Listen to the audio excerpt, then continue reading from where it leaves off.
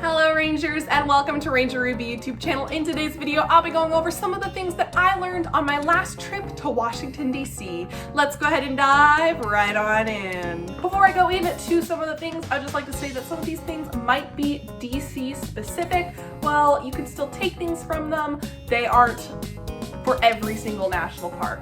And another thing is, some of these things I might have already known, or you might have already known, but it's really good to have the reminder and some practical ways you can apply it to your travel. So the first thing, which is probably the most DC specific thing, was that there was a ton of increased security. At almost every museum or even park site that we went to, such as the Washington Memorial, you had to go through security like at a TSA. You'd have to put your bag through an x-ray machine, or you'd have to walk through an alarm system, and it was really heightened up. Now, this is probably mostly something that happens at DC, but it could be happening at other museums in large cities as well, and it could happen in some of the major national park sites, also in major cities. I'm not sure, but you might want to check before you visit. Make sure your bags are all clear. Make sure you're not carrying around anything that they won't let in. It is something that we did have some problems with because each site was a little bit different in how they did it, so be sure to keep that in mind. The next thing to keep in mind is to plan ahead. A lot of things required you to schedule or book or reserve your spots in advance. Now, I feel like this is something that is very common in national parks everywhere across the United States.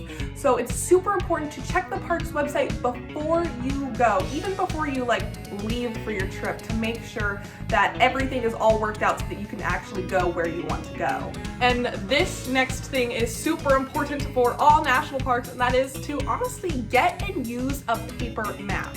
You can't always rely on service for the map on your GPS and your phone, and getting lost is the last thing that you want to do. So most national parks will offer you a map. You can get guidebooks, and those will usually have a map, or you can actually download a map on your phone. But whatever it is, make sure that you have a way that you can use a map if you don't have service for a GPS. This is something that we found out west that we needed when we visited Yellowstone. Literally the second you enter the park, you don't have service, and you're just gonna have to deal with that. And it's also something that we found in Washington, D.C. in some places. So make sure that you always have a way to know where you are. And finally, be sure to set goals. When you visit anywhere, whether it's Yellowstone or Washington, D.C., there are a ton of things that you can do. So you have to be mindful of the time that you have and the things that you want to do. So make a list of things that you want to see, of goals that you want to accomplish on that trip, and see how many of those you can get done. Prioritize, because you will not have time for everything. Even just one thing in Washington, D.C. could take up the entire week that we spent there. It is super in-depth, and there's a lot of things that you can do. And we also found that out in Yellowstone. There are whole sections of the park that we just could not get to in 2 days. So you have to prioritize what you want to do and set goals that you are willing to accomplish on your trip. I hope all of these things served as a good reminder to you for visiting national parks. If you have any more extra tips or things that you need to remember before getting to national parks, or anything that you learned while you visited a national park recently, be sure to leave it down below. Well, everybody, that's the end of today's video. I hope you enjoyed it. If you did, please be sure to give this video a huge thumbs up and comment down below with your thoughts. I'd love to hear from you.